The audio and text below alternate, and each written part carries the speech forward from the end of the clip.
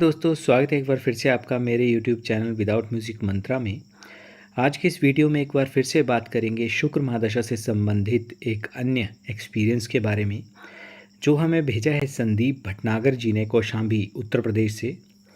आज के इस वीडियो में उन्होंने अपने शुक्र महादशा से संबंधित जो भी अनुभव उनके जीवन काल में रहे हैं, उन्हीं के बारे में वर्णन किया है। और इससे पहले कि हम वीडियो में आगे बढ़ें, एक रिक्वेस्ट एज़ यूजुअल कि यदि आपने अभी तक हमारे इस चैनल को सब्सक्राइब नहीं किया है तो चैनल को सब्सक्राइब ज़रूर करें और वीडियो को फैमिली और फ्रेंड्स के साथ शेयर करना ना भूलें। देखिए, शुक्र हो, मंगल हो या राहु केतु हो, कोई भी ग्रह हो, वो कोई भी पर्सनल किसी के साथ कोई रंजिश नहीं रखता या व्यक्तिगत तौर पर कोई ऐसे परिणाम देने के लिए बाध्य नहीं होता कि किसी व्यक्ति विशेष को, महिला हो या पुरुष हो, युवा हो या वृद्ध हो, उनको अच्छे परिणाम देने हैं या उसके विपरीत यानी कि एडवर्स इफेक्ट, बुरे परिणाम देने हैं। वो तो केवल आपको आपके किए हुए पास्ट कर्मा बोलिए या इस जन्म में जो लगन कुंडली के हिसाब से ग्रहों की स्थिति बनती है और उस स्थिति के अकॉर्डिंग जो ग्रह जहाँ पे बैठा हुआ है वो ही परिणाम आपके जीवन काल में वैसी स्थितियों, वैसे व्यक्तियों के रूप में या वैसी जो भी लाभ या हानि के परिप्रेक्ष्य आप देखते हैं, उनके रूप में आपके जीवन काल में वो लेकर आ रहा है। किसी व्यक्ति को थोड़े ही एफर्ट से, थोड़ी ही मेहनत करने पर बहुत अच्छे रिजल्ट्स मिलते हैं और जीवन में उन्नति लगातार होती चली जाती है। दूसरी तरफ ऐसे व्यक्ति भी हैं जिन्होंने काफ़ी देर से किसी स्पेसिफिक कार्य को, चाहे कोई उनकी एक एम्बिशन है जिसको वो प्राप्त करना चाहते हैं या कोई भी ऐसी उनकी एक डिज़ायर है जिसे वो चाहते हैं कि अचीव करें, तो उस दिशा में वो निरंतर प्रयासरत हैं, लेकिन कहीं ना कहीं उन्हें सफलता नहीं मिल रही।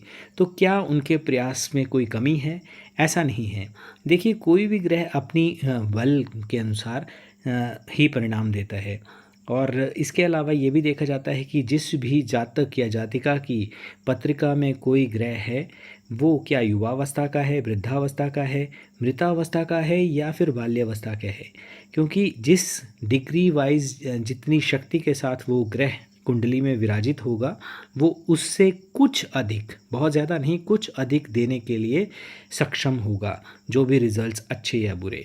और ये साधारणतः बोल दिया जाता है कि यदि कोई पाप ग्रह है, जैसे स्पेशली बहुत ही इस मामले में बदनाम माना जाता है राहु, केतु और शनि को, कि यदि राहु की दशा आ रही है या शनि की दशा आ रही है या केतु की दशा आ रही है तो आपके जीवन काल में अभी सब कुछ गलत ही होने वाला है। ऐसा नहीं है।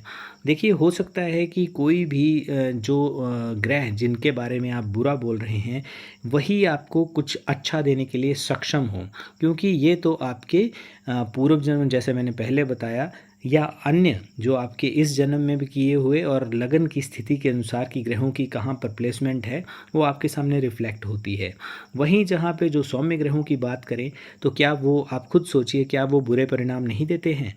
तो इसी तरह से शुक्र हो या मंगल हो या कोई भी अन्य ग्रह हो, वो अपने बल के अनुसार ही आपको अच्छे या बुरे परिणाम देते हैं। कई बार ऐसी स्थिति होती है कि शुक्र, जिन्हें बहुत अच्छे ग्रह के रूप में माना जाता है, लेकिन चार्ट में वो अस्त हो गए हैं सूर्य के प्रभाव के कारण, या वो मृतावस्था के हैं, उनमें बल ही नहीं है, किसी ऐसे बैड प्लैनेट के साथ वो कंजंक्शन करके, युति करके आपके किसी ऐसे हाउस में बैठे हुए हैं जहाँ पे आपको अच्छे रिजल्ट्स नहीं देंगे, या किसी शत्रु राशि में बैठे हुए हैं, किसी ऐसे ग्रह की, 2 ग्रहों की, 3 ग्रहों की ऐसी दृष्टि का संयोग बन रहा है जिसके कारण चाह के भी जो शुक्र ग्रह हैं वो अच्छे परिणाम नहीं दे पा रहे हैं। तो ये सारी स्थितियों को देखते हुए ही हमें जीवन काल में रिजल्ट्स उस हिसाब से मिलते हैं। आज के जो एक्सपीरियंस है उसकी तरफ चलते हैं, जो संदीप जी ने हमें भेजा है कौशाम्बी से। संदीप जी लिखते हैं कि इनिशियल बेसिस पे, जैसे सबके साथ आप वीडियोस में, जैसे उन्होंने शायद पहले के हमारे केतु महादशा से संबंधित वीडियोस देखे होंगे, तो मेरा जीवन काल भी कुछ ऐसा ही था और कभी सोचा नहीं था कि कभी ज़िंदगी में कुछ अच्छा अचीव कर पाऊँगा। तो ये तकरीबन 38 वर्ष के थे और 38 वर्ष तक इनके पास कोई, जिसे बोला जाए कि बहुत अच्छी अचीवमेंट बोला जाए या एक तरह से कोई अच्छे धन की प्राप्ति ये नहीं कर पाए थे। ना धन की प्राप्ति हो पाई थी और ना ही इनकी शादी हो पाई थी।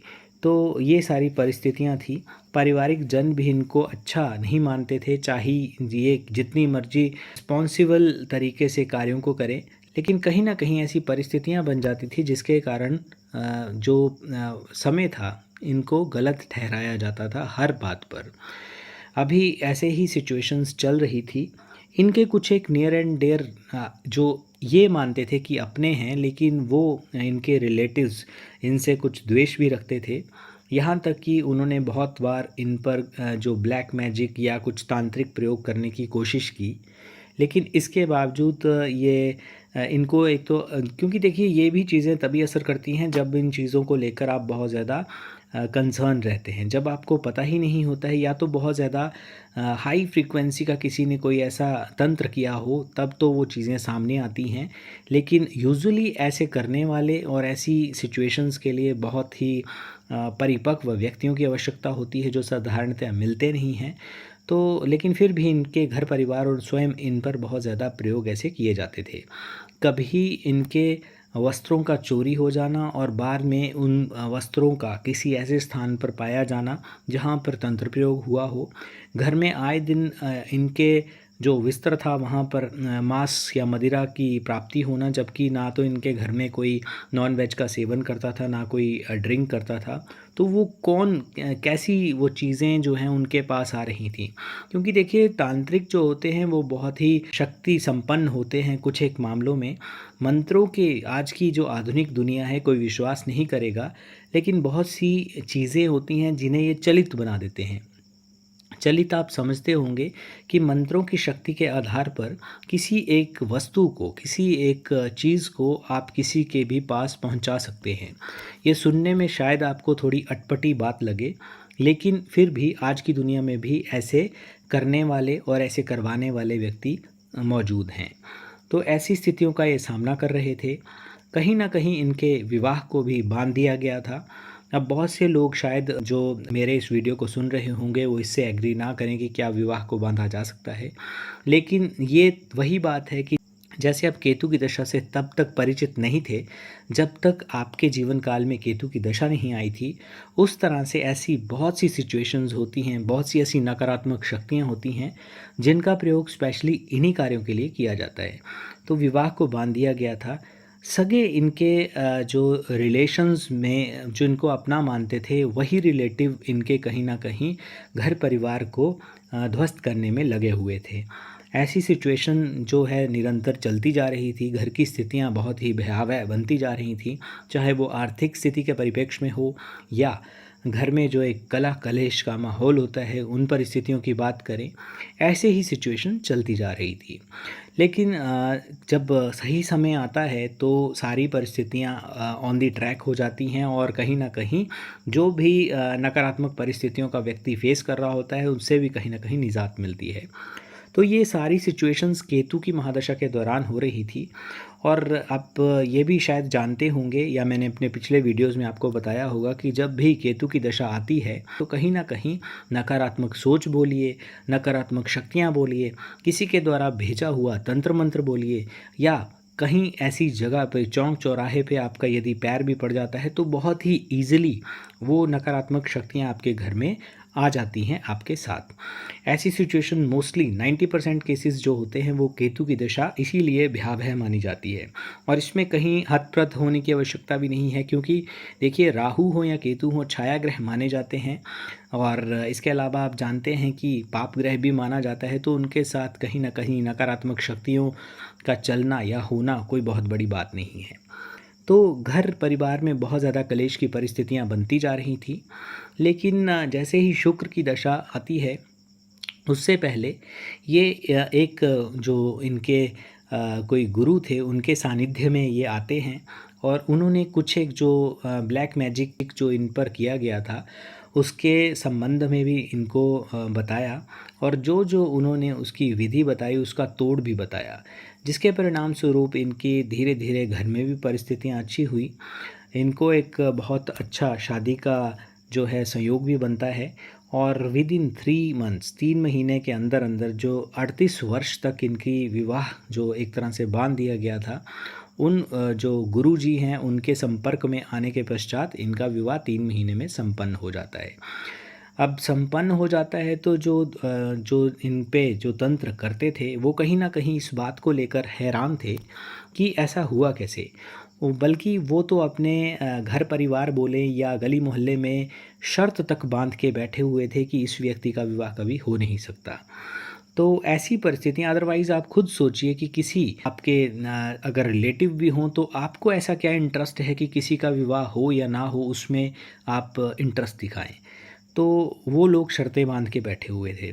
अभी इनका विवाह हो जाता है और उसके पश्चात सब सही चल रहा था, लेकिन फिर भी ऐसे लोग जो होते हैं जो थोड़ी विकृत मानसिकता ही बोल सकते हैं, वैसे लोग होते हैं, तो वो कहीं न कहीं ये अच्छा नहीं फ़ील कर रहे थे इनके घर परिवार में अच्छी खुशियाँ कैसे आ गई।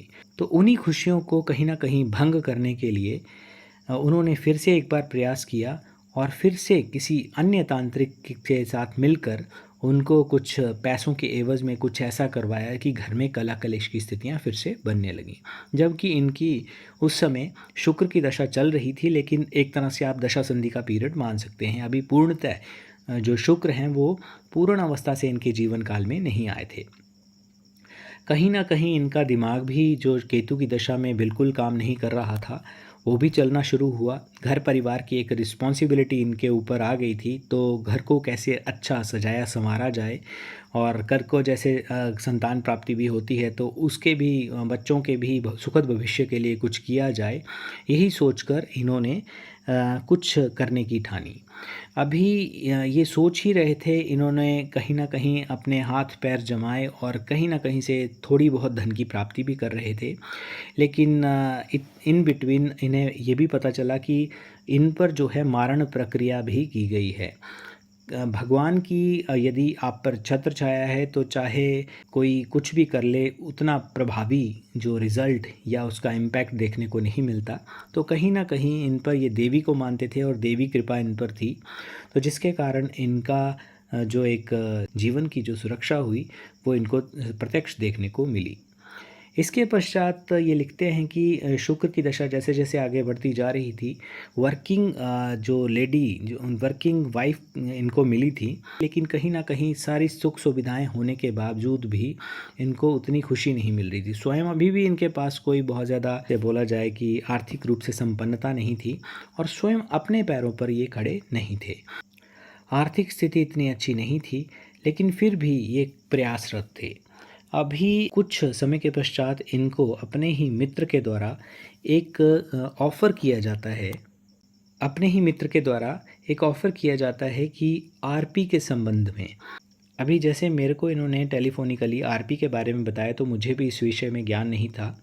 देखिए, आपको मैं बताना चाहूँगा कि आरपी फुल फॉर्म तो मेरे को भी पता नहीं है, लेकिन आरपी एक ऐसा पदार्थ होता है, एक ऐसी मेटल होती है जिसका बहुत बड़े-बड़े इंस्टीट्यूशन जैसे इसरो जैसी संस्थाओं में प्रयोग किया जाता है और उस मेटल की स्पेशली आवश्यकता होती है जब भी किसी अंतरिक्ष अनुसंधान में या किसी ऐसी मिसाइल के परीक्षण के दौरान बनाने के लिए प्रयोग किया जाता है।